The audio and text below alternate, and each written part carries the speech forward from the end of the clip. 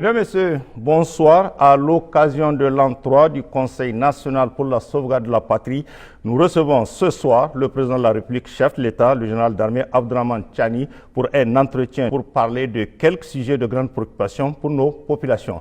Monsieur le Président, bonsoir. Et merci une fois encore de vous prêter à cet exercice qui consiste à vous adresser à vos concitoyens dans un langage de vérité pour apporter des réponses aux questions de l'heure.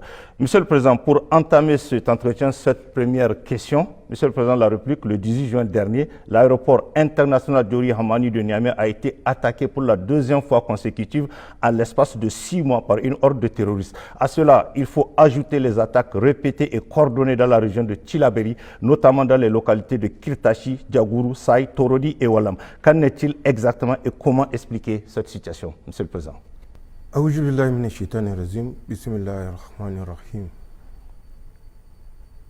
Bonjour et merci une fois de plus de l'opportunité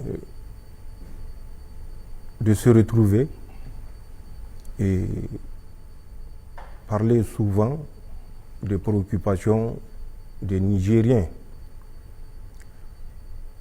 Justement, avant de répondre à votre question,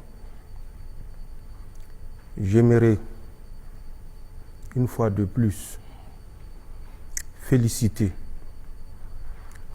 le peuple résilient de la Confédération, le peuple résilient nigérien qui, depuis notre arrivée le 26 juillet 2023, n'a cessé de lutter pour sa dignité, lutter pour sa survie et lutter pour sa souveraineté.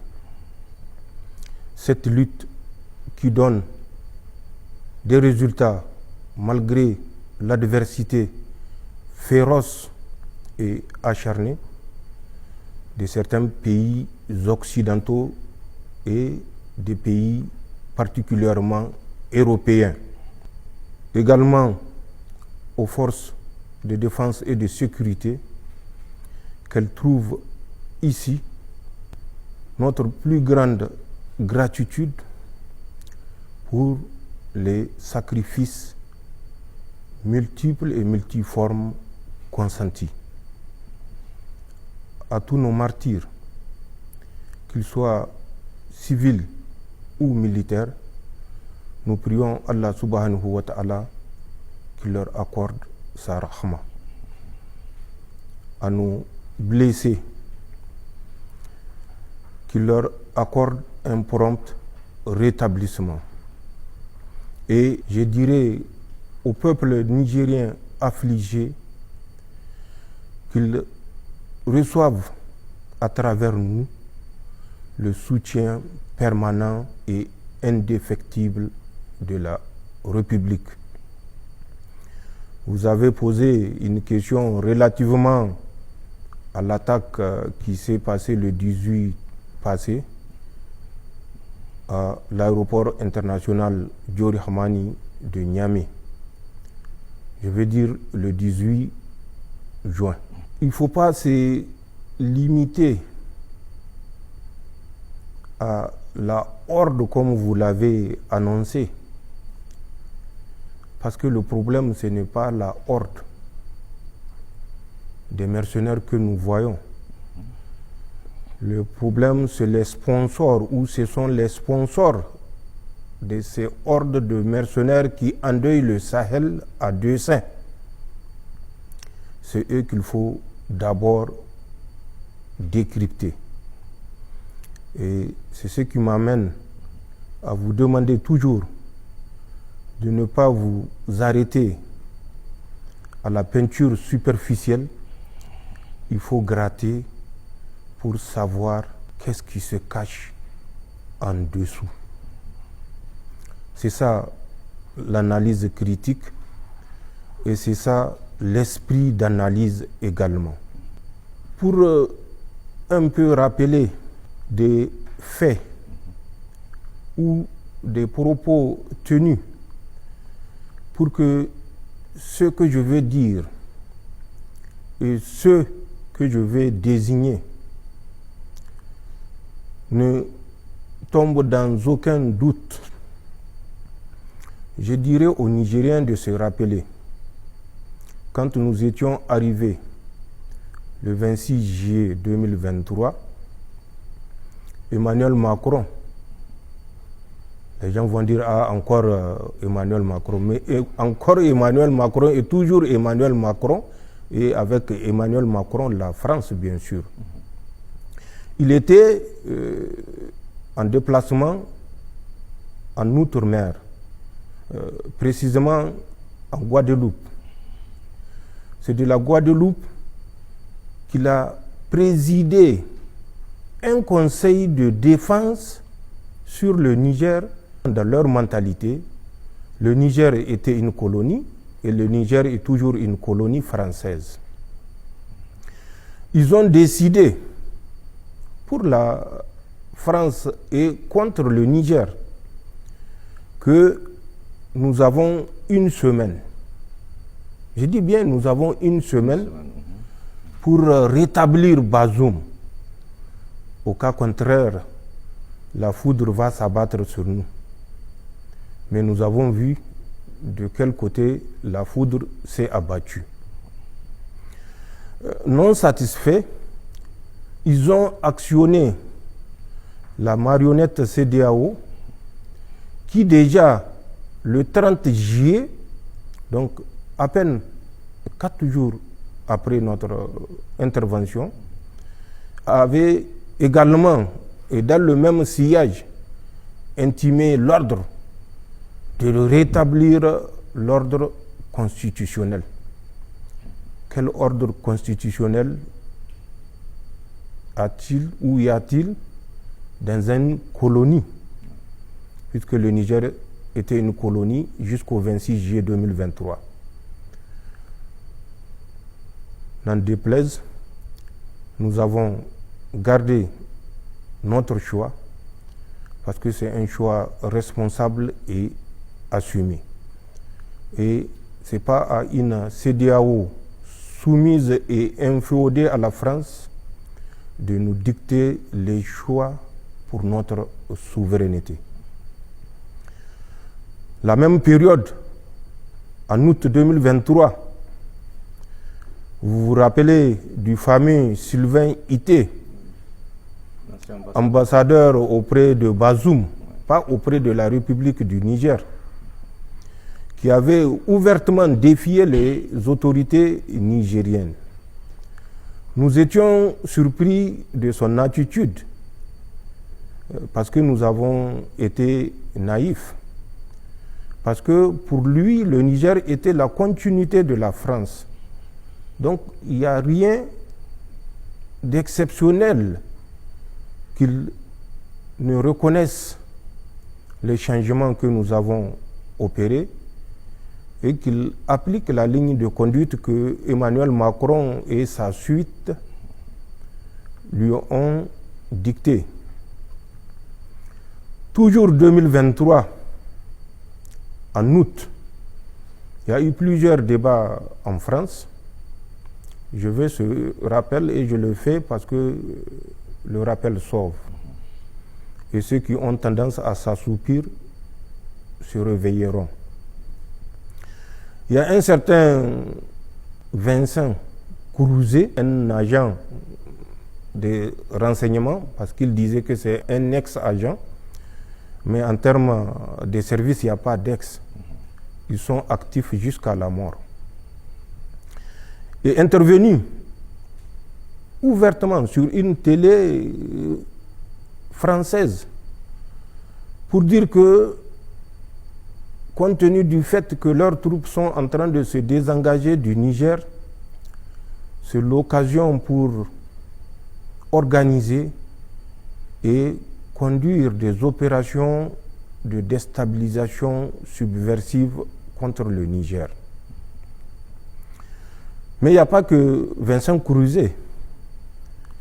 Rappelez-vous du fameux général qui avait dit que dans un mois, dans 2 ans, dans 10 ans, ils seront obligés de traverser la Méditerranée par les armes, avec les armes, et ensemble avec les autres pays de l'Union européenne ou des autres pays de l'Europe, parce qu'il y a des pays qui ne font pas partie de l'Union européenne et qui sont actifs dans ces manœuvres de déstabilisation.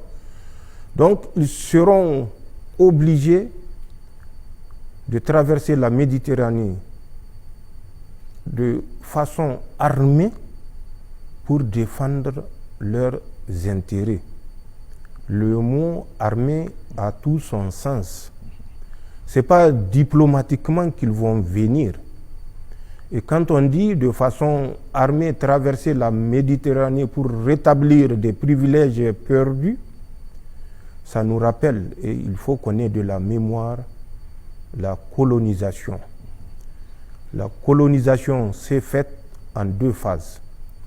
Une première phase avec ce qu'ils ont appelé des explorateurs, mais ce ne sont en termes militaires que des éclaireurs. Et la deuxième phase qui a consisté à l'utilisation de la force pour massacrer des Africains. Parce que la colonisation n'a pas concerné que le Niger ou le pays du Sahel. Les Européens ont envahi nos États africains, ont massacré nos populations et ont pillé allègrement pendant des siècles. Donc c'est à ça que ce général faisait allusion. Un autre homme politique, également français bien sûr, vous vous rappelez de Thierry Le Breton, avait ouvertement dit, et je le cite, je dis bien je le cite, et je l'ai cité une fois ici, mais on ne citera jamais assez pour que ceux qui continuent à somnoler se réveillent. Donc je le cite, c'est la stupidité d'un certain Emmanuel Macron qui a ouvert les yeux des Africains. Si les colonies africaines de la France nous échappent, j'ai dit si les colonies, je n'ai pas dit les anciennes colonies, si les colonies de la France échappent, l'immigration va changer de direction. Leurs enfants, leurs petits-enfants vont chercher leur subsistance en Afrique. Le Mali, le Niger et le Burkina seront considérés comme un exemple pour l'Afrique. Et l'Europe unie doit combattre cette vision. Un de ces trois putschistes doit tomber. Les autres vont se raviser. L'Afrique n'a pas d'histoire. L'Afrique ne peut diriger le monde. Fin de citation. Je prends ce temps parce que rien que cette citation est suffisante pour tout esprit doté de sagesse, de dignité et d'indépendance pour comprendre que le combat ne fait que commencer, que le combat sera long, sera difficile, sera pénible. Mais c'est un combat entre ceux qui défendent leur dignité, ceux qui défendent leur statut tout simplement d'être humain, être humain sacré, être humain ayant des droits, et ça, quelle que soit la race. Je le dis et je le répète, parce que nous constatons avec regret qu'il y a certains compatriotes, certains Africains qui ont malheureusement perdu cet esprit de dignité, cet esprit d'indépendance, cet esprit de souveraineté. Donc c'est un combat pour la dignité, pour la souveraineté, pour l'indépendance, pour l'être humain tout court, contre l'autre volonté, celle de soumettre, de coloniser, qui est une volonté conduite, sous-tendue par la cupidité sans égale et qu'on ne retrouverait nulle part ailleurs qu'en Occident. Que les gens comprennent que ce combat sera long et difficile. Ce combat n'est pas que le combat de Assimi Goïta, de Ibrahim Traoré ou de Tiani. C'est un combat de l'espèce africaine. Ce n'est pas seulement un combat des peuples du Sahel. C'est un combat de race que nous menons pour la survie de notre race. Je l'ai dit et je le répète, cette citation a plein de sens. Mais on ne s'arrête pas à ça.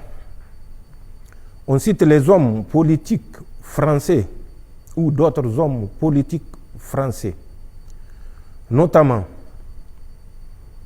Jean-Noël Barrot, ministre des Affaires étrangères. Allez-y voir ses déclarations lorsqu'il intervenait devant le Sénat français le 9 avril, je crois, et le 20 mai. Vous comprendrez ce que vous devez comprendre. Écoutez Emmanuel Macron lors de ses multiples sorties, dont la plus récente, pas la dernière, l'avant-dernière, qui s'est déroulée au forum. Je n'aimerais pas répéter parce que je ne suis pas un perroquet, qui s'est tenu au Kenya, à Nairobi plus précisément, où il s'est levé pour encore rappeler à l'ordre les Africains comme ils ont toujours fait et comme ils pensent être en devoir de faire parce qu'ils sont en face des êtres inférieurs dont le statut et le rang n'ont aucune importance. Mais comme l'a dit un Nigérien, effectivement, ils sont en droit de le faire parce que c'est les Africains et les responsables africains qui ont permis que ce comportement, que cette attitude de condescendance perdure et perdure face aux Africains. Emmanuel Macron, la dernière intervention, avait tout simplement rappelé que nous n'avons pas d'autre choix que d'être les esclaves des salons comme nous l'avons toujours été. Mais Emmanuel Macron se rappelle lui-même sa présence accidentelle en France ne date pas de plus de 50 ans. Au moment où nous étions en France, il y a des milliers d'années. Nous sommes des êtres humains, même s'ils pensent que l'ingratitude n'est pas transmissible à l'homme. Nous sommes des êtres humains avant l'accident climatique qui a conduit à l'apparition de la deuxième race. Allez-y lire Cheikh Anta Diop ou écouter Cheikh Anta Diop pour vous en convaincre. Les politiques ne sont pas les seuls. J'avais parlé du général Lecointre pour ne pas le citer. Mais je parlerai d'autres généraux encore plus récents.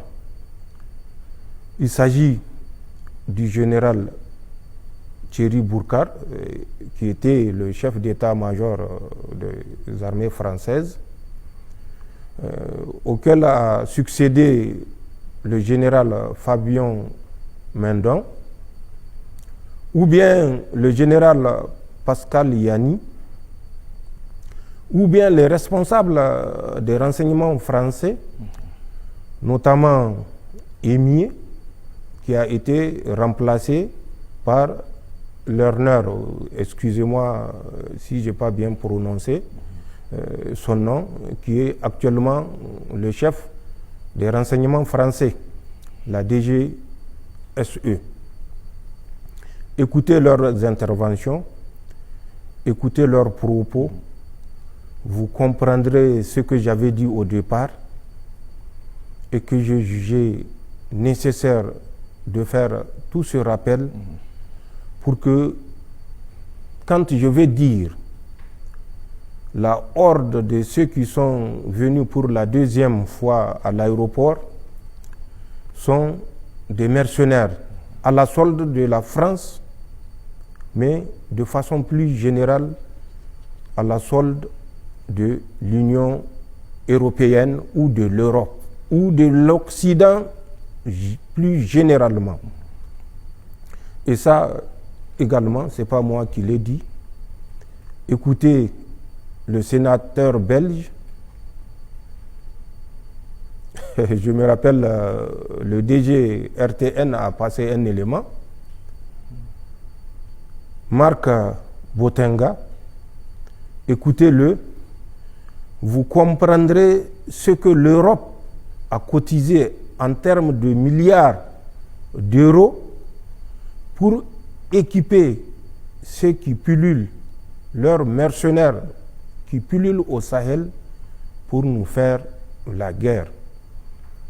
Même les plus naïfs comprendront que quand on mobilise 12 000 hommes sur des motos pour chercher à envahir le Mali, ce n'est pas l'œuvre de vendeurs de vaches volées, de vendeurs de poules volées ou de vendeurs de coqs volés, ou bien de quelques prélèvements de zakat pour financer 12 000 hommes à moto et d'autres à bord des pick-up.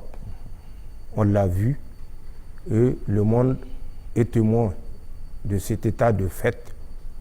Mais le monde ne bouge pas. Nous allons bouger parce qu'il va de notre survie. Donc ceux qui sont venus à l'aéroport sont des marionnettes. C'est comme quelqu'un qui vous indique le soleil et que vous concentrez votre regard sur son doigt. Croire que ceux qui sont venus à l'aéroport sont des terroristes qui combattent pour une cause, c'est être extrêmement naïf et ne rien comprendre à ce que je viens de citer. L'aéroport a été attaqué une deuxième fois. L'aéroport sera attaqué parce que c'est de la survie de la France qu'il s'agit. Et la France va utiliser tous les moyens, comme Emmanuel Macron l'a dit, et je le cite, qu'il ne quittera pas le pouvoir la queue entre les jambes avant de partir. il va régler les comptes aux putschistes du Niger prioritairement, ensuite ceux du Sahel, c'est-à-dire Assimi Goïta et Ibrahim Traoré. C'est de ça qu'il s'agit. C'est la France qui a financé. Nous avons des éléments de preuve et je vous le dirai. L'assaut contre l'aéroport la nuit du 28 au 29 janvier d'abord. Ensuite, celui du 18 juin, toujours de la même année 2026. C'était une attaque, la dernière, au cours de laquelle ils ont reçu l'ordre de brûler intégralement l'aéroport international Diori Hamani de Niamey, de tirer sur tous les passagers qui seraient présents à l'aéroport international Diori Hamani de Niamey. Ils sont venus essentiellement de la rive droite, donc du Gourma. À la différence du conglomérat de l'attaque du 28 au 29, qui avait regroupé des mercenaires du JINIM, de l'EIGS, de l'Akurawa et autres ex- ou anciens militaires, l'attaque du 18 juin 2026 était conduite par des mercenaires issus spécialement des rangs du JINIM, ce qu'ils appellent Nusra. Et c'est les Français qui les ont regroupés, qui les ont entraînés et qui ont donné des consignes claires, comme je l'ai dit, de détruire intégralement et totalement l'aéroport international Diori Hamani de Niamey. Après leur formation, ils ont commencé leur mouvement, pour certains le vendredi 13, pour d'autres le samedi et pour certains le dimanche. L'attaque a été planifiée pour être conduite sur 3 sites simultanément. Le premier site, c'est l'aéroport international Diori Hamani de Niamey. Le deuxième site, c'est le palais de la présidence et toutes les annexes. Et le troisième site qui devait être attaqué est Tondibia, le centre d'instruction et l'école de formation des officiers. Pour cela, ils ont été dotés par les renseignements français en moyens de communication. Chaque combattant avait reçu 2 types de téléphones. Il y a une marque qu'ils appellent Techno, pour ceux qui sont amateurs ou professionnels dans le domaine, Techno 30, Spark 30. Et il y a une autre marque, IT 5606. Les spécialistes de la communication, ils sauront de quelle marque je parle. Ils avaient reçu l'ordre de mener cette attaque sur ces 3 positions, l'ordre de détruire. Mais nous ne sommes pas aussi, comme on le dit en langue, Kanwallasa. Nous avons cessé d'être Kanwallasa qu'ils ont connu parce que nous avons pris notre destin en main. Eux, c'est leur planification.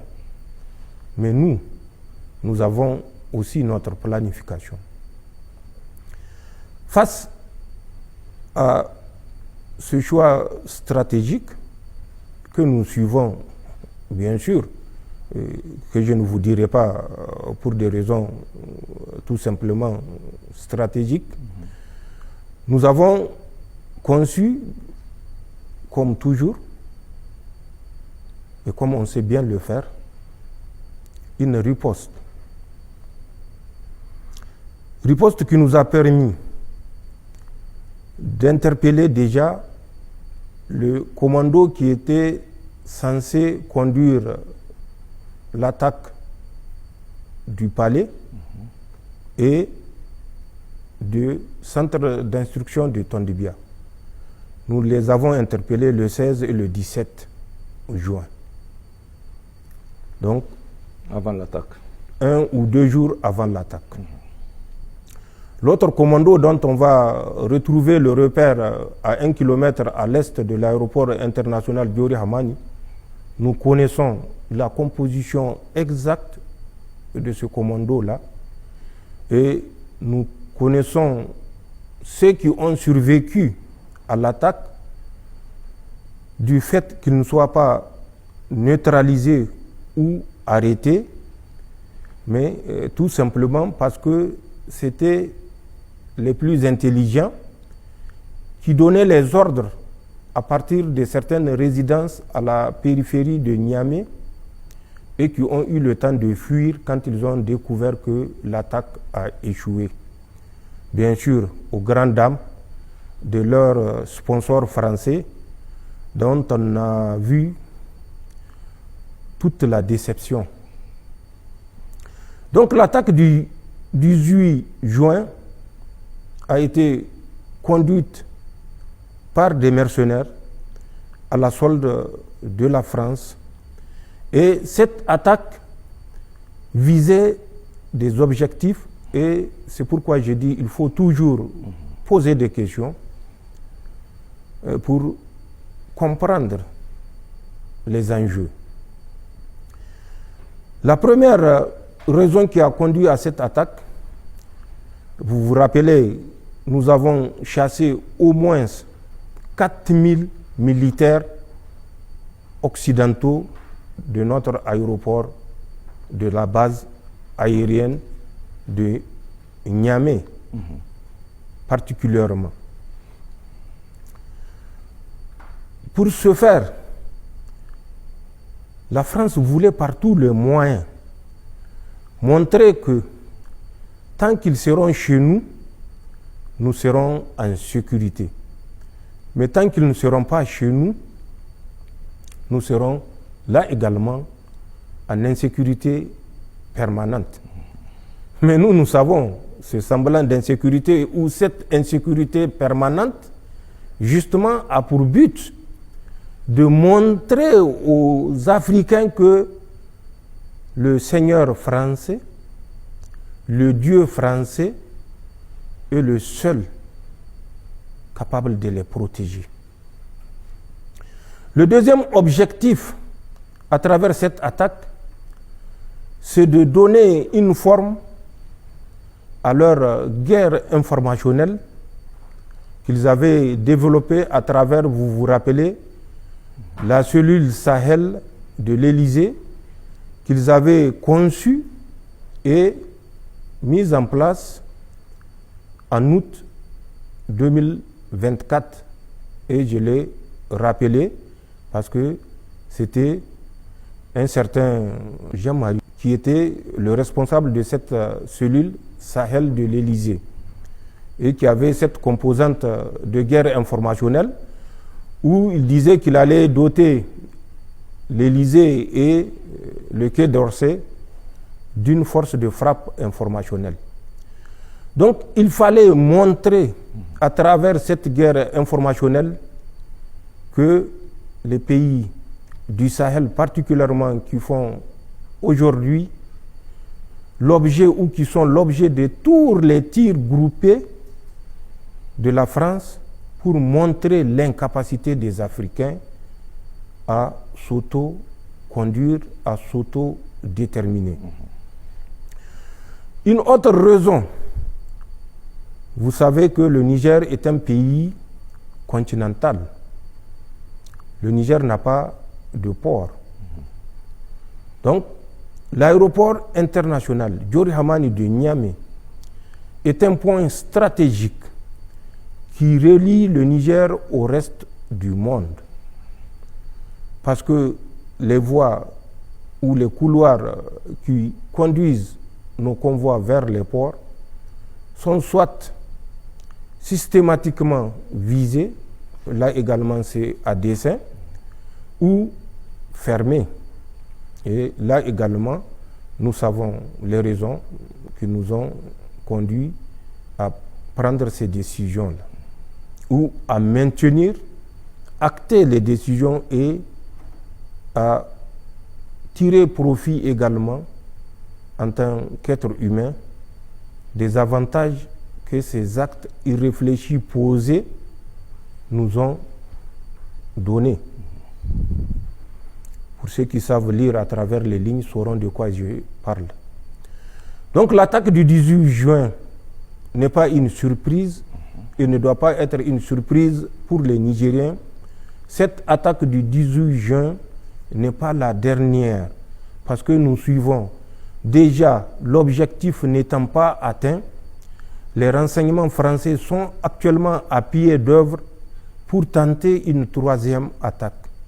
Je le dis ici et je le répète, nous les avons à l'œil.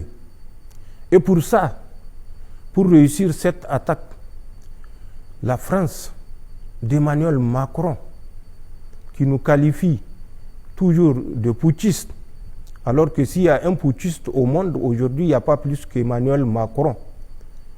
Il m'arrive. Il arrive à Assimi Goïta, il arrive à Ibrahim Traoré de signer des ordonnances. Mais nous signons également des décrets. Parce que nous sommes des chefs d'État et des présidents de nos pays. Emmanuel Macron, depuis qu'il est là, qui ne se souvient pas de l'article 49.3, il a toujours signé des ordonnances par 49.3. Même le budget d'avant-hier a été voté par 49.3. Donc où est le putschiste?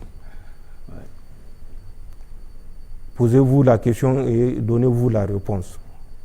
Donc cette même France ne va jamais abandonner. Ils n'ont jamais abandonné au Vietnam. Ils ont été contraints d'abandonner par le courage, le sacrifice des Vietnamiens. Ça sera la même chose en Afrique et au Sahel, dont je suis sûr. Ils seront contraints d'abandonner parce que nous avons fait un choix de nous sacrifier pour nos États, pour nos pays, un choix de nous sacrifier pour notre confédération et un choix irréversible qui va au-delà de nos personnes. C'est un choix de tout un peuple. Et aucune puissance ne saura venir à bout d'un peuple déterminé, d'un peuple prêt à se battre pour sa dignité. Donc, que le Nigérien ne se laisse pas traumatiser par le tapage médiatique qui a pour objet de montrer notre incapacité à nous autodéterminer, notre incapacité à nous comporter en homme digne et souverain, notre incapacité à diriger nos États, notre incapacité à sécuriser nos États.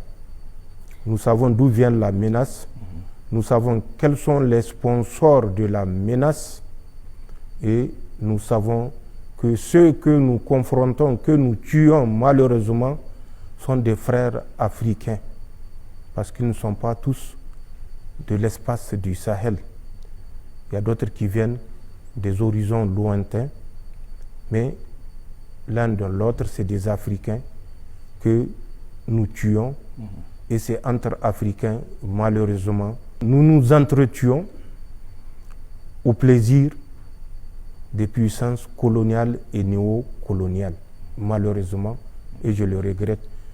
Donc, de façon synthétique, même si je n'ai pas été synthétique, je dirais que l'attaque de l'aéroport international de Diorou Hamani a été conduite, comme je l'ai dit d'ailleurs lors de la première attaque, par Emmanuel Macron, qui est le défenseur des intérêts de l'Europe, une Europe qui s'est alignée systématiquement derrière lui et qui mobilise des milliards pour acquérir du matériel adapté au Sahel et conduire la destruction des peuples sahéliens, tout simplement pour préserver leurs intérêts.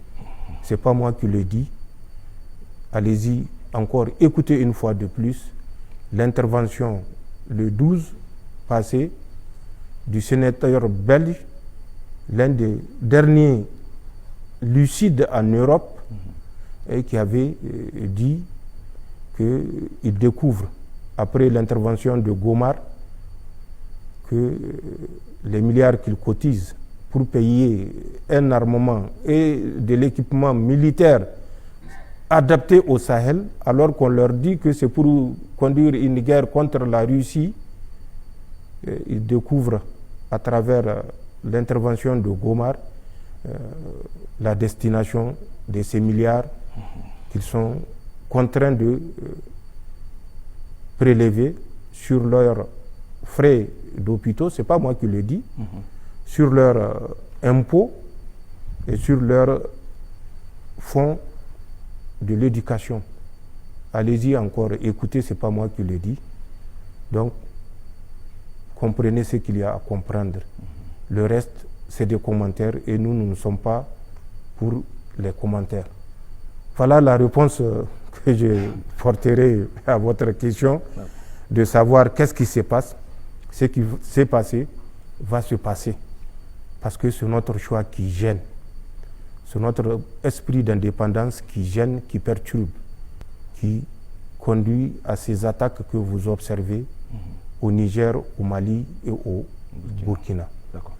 Monsieur le Président, si vous le permettez, parce que vous avez si bien expliqué les raisons de ces deux attaques au niveau de l'aéroport international de Niamey. Vous avez souligné que le Niger, faute de déboucher avec la mer, l'aéroport est stratégique. Alors, la question qui revient régulièrement au sein de l'opinion publique, après toutes ces attaques, est-ce qu'aujourd'hui il y a une stratégie pour contrer ces attaques? Parce que les deux attaques, les gens se sont posés des questions sur cette stratégie militaire, que ce soit au Niger, au Burkina ou au Mali, parce que ces attaques sont courantes et répétées. Est-ce qu'aujourd'hui il y a une stratégie militaire par rapport à ça? Mais s'il n'y a pas de stratégie, vous ne serez pas là en train de me poser la question.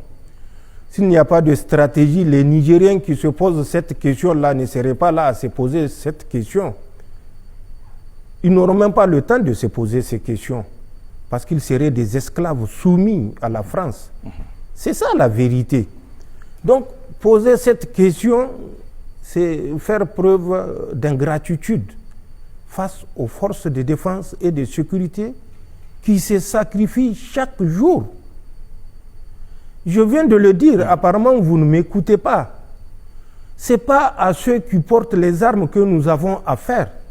C'est face à l'Occident que nous combattons et que nous sommes debout.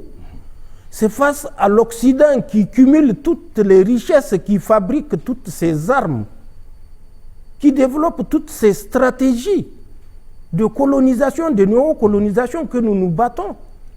Donc, que les Africains, ou plus particulièrement des Nigériens, se posent des questions, c'est parce que justement, il y a cette stratégie qui leur permet de respirer et de poser les questions. Mais les attaques, la France,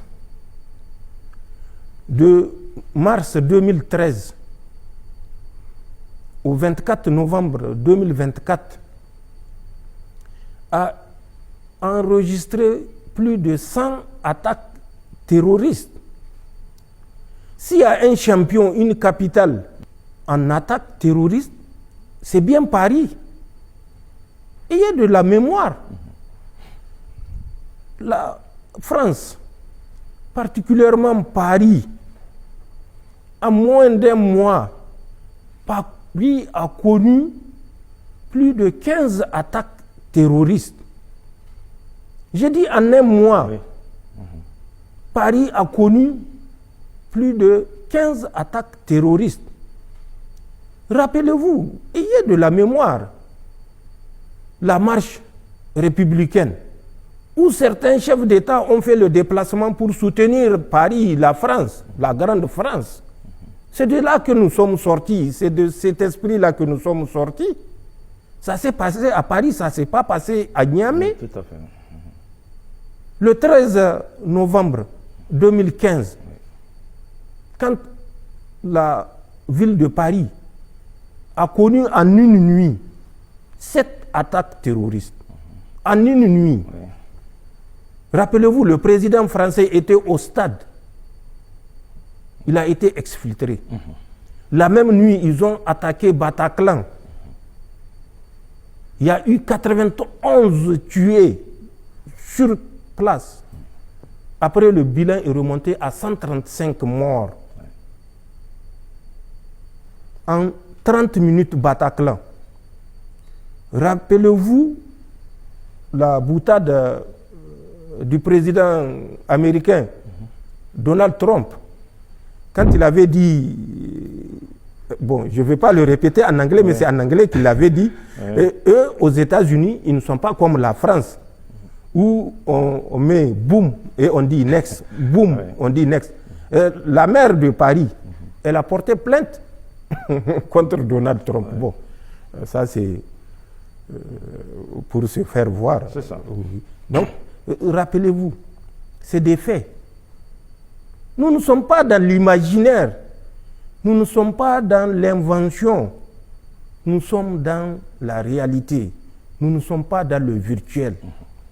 Donc, s'il y a une capitale qui a connu autant d'attaques, c'est bien Paris. Et Paris, ce n'est pas la capitale du Niger, ce n'est pas la capitale du Mali, ce n'est pas la capitale du Burkina Faso, c'est la capitale de la France. C'est pour vous dire, aucun pays n'est à l'abri des attaques terroristes. Surtout, nous qui faisons face à une guerre de néocolonisation. Ce n'est pas une guerre contre les terroristes, non. C'est ce qu'on veut vous faire croire.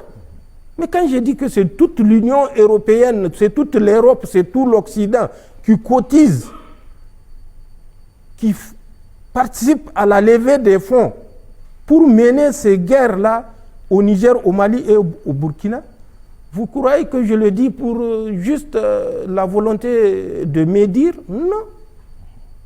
C'est des faits.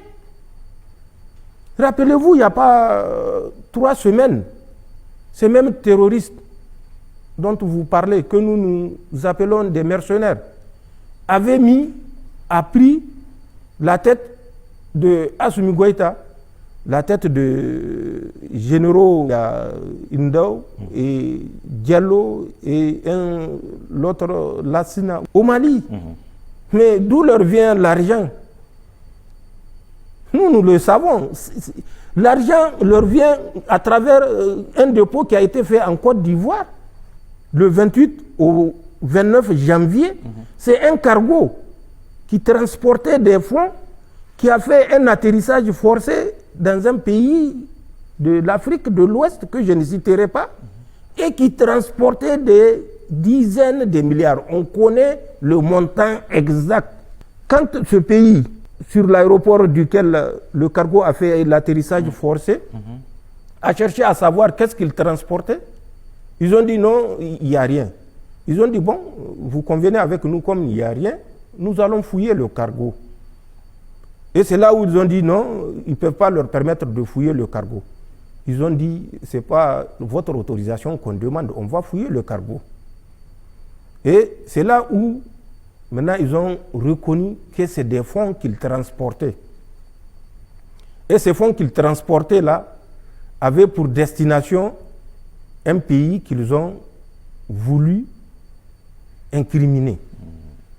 Bon, les autorités du pays où l'avion a fait cet atterrissage forcé ont dit, bon, vous ne verrez aucun inconvénient, donc on appelle le pays destinataire pour lui demander si il reconnaît effectivement un convoyage de fonds. Le pays contacté a dit non, lui, il n'attend aucun franc de la BCEAO. Maintenant, c'est là où ils ont changé de pays pour dire, bon, on va en Côte d'Ivoire. Et c'est Abidjan notre destination. Donc, il faut écouter, il faut vous renseigner. pour ne pas vous limiter à la peinture qui couvre. Il faut gratter pour savoir ce qui se cache en dessous de cette peinture-là. Et c'est ça le drame. Nos gens aiment trop se limiter au superficiel. Nous voyons ceux qui nous attaquent ou qui attaquent la Confédération. C'est parce qu'ils sont superficiels. Pour tout être humain qui a encore un reste de dignité, un reste d'humain, il ne peut nous condamner. Il ne peut condamner notre démarche. Donc, que les Nigériens se posent des questions, je suis surpris. Parce que ça fait la énième intervention que je fais. Je me dis qu'ils ont eu suffisamment d'éléments d'appréciation et pour que, comme c'est des êtres humains, qu'ils utilisent cette faculté que Allah subhanahu wa ta'ala a placée dans leur tête pour analyser les événements et réfléchir surtout. D'accord. Donc, justement, les attaques vont se répéter. Il n'y a que notre détermination, notre volonté à contraindre les Français et les Européens à changer de regard vis-à-vis des Africains qui pourra mettre fin à ces attaques-là, comme d'autres peuples l'ont réussi en Asie, à côté de nous, en Algérie. Vous croyez que les Algériens se sont couchés pour attendre la clémence des Français? Les Algériens se sont battus. Mais je suis surpris que les gens pensent que la liberté s'obtient en se couchant sur le lit. La liberté, c'est des sacrifices. Et des sacrifices sans limite. La souveraineté, c'est des sacrifices. Et c'est des sacrifices sans limite. Et ce sont ces sacrifices-là que nous sommes prêts à consentir pour réfléchir en homme libre, nous promener en homme libre, échanger avec toute autre civilisation en homme libre. Nous sommes le départ. C'est ce que beaucoup ignorent. Rien que le Niger a plus de 10 000 ans d'organisation sociale. Tizilawan, c'est dans le Ténéré aujourd'hui. 10 000 ans.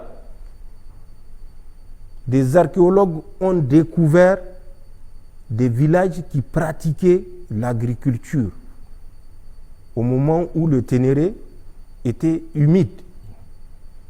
Donc, nous sommes au départ. Avant même que d'autres races n'apparaissent sur Terre, notre race vivait, était organisée. Le premier roi du monde,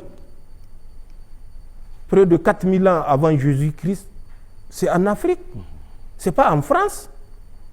Le premier roi français, vous savez, c'est en quelle année? 466. Après Jésus-Christ, c'est pas avant. Oui. 466. Et il avait quel âge? Il avait 15 ans. Clovis Ier, le roi des Francs, Salien, 15 ans. C'est lui à 20 ans qui va coloniser par les armes toutes les petites principautés françaises pour former le premier royaume français. Il était âgé de 15 ans. Il est né en 466. Et le royaume qu'il a constitué, lui-même Clovis Ier a régné de 481 à 511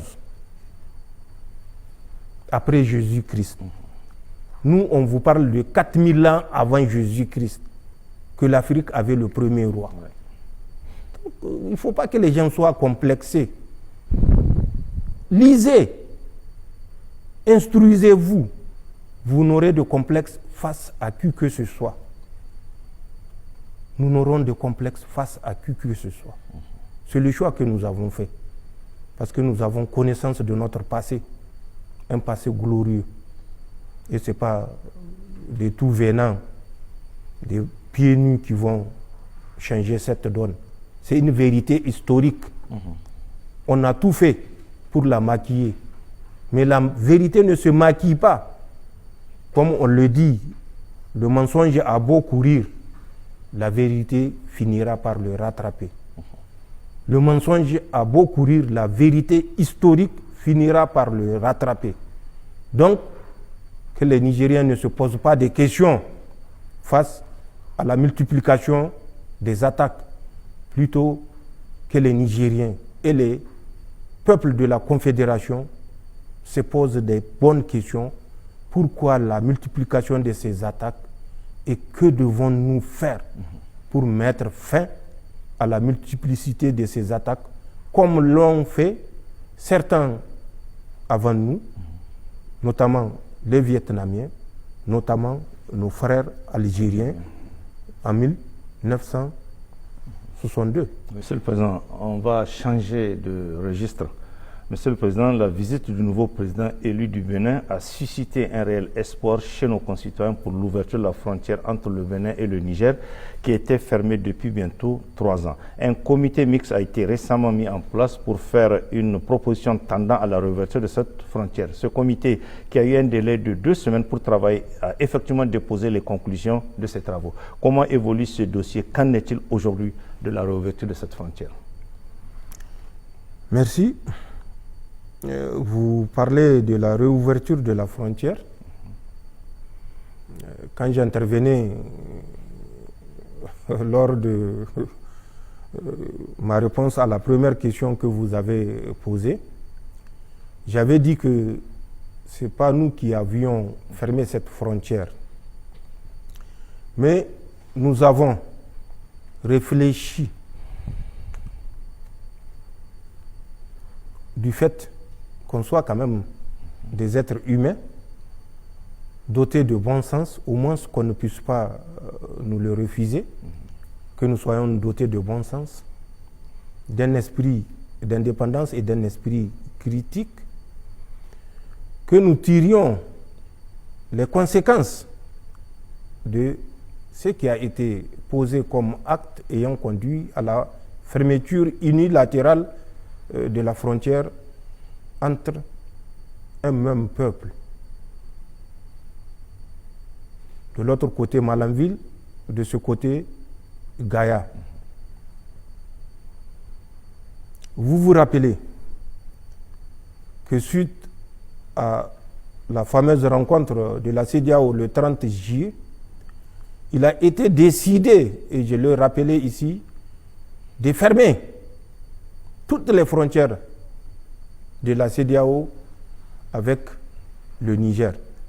Bien sûr, il pouvait fermer certaines frontières, mais vouloir fermer la frontière entre le Burkina et le Niger ne serait que pure utopie, même si les deux pays font partie de la CEDEAO.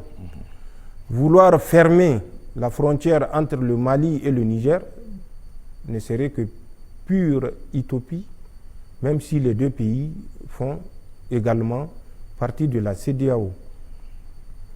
Et d'autres pays dont les autorités ont fait preuve de sagesse et que je me tairai de citer. Sinon, ce serait même faire signe ou, je ne sais, sens d'ingratitude. Parce que je n'ai pas besoin de les citer. Tous les Nigériens les connaissent. Donc cette fermeture de frontières sous l'injonction de la CEDEAO nous a permis de tirer des leçons et de nous dire que les États africains doivent se convaincre une fois pour toutes que la France, l'Europe ne feront jamais leur bonheur. Eux, quand ils se battent entre eux, ils ont la lucidité de faire la part entre le politique et l'économique. Ils se battent. Des milliers de morts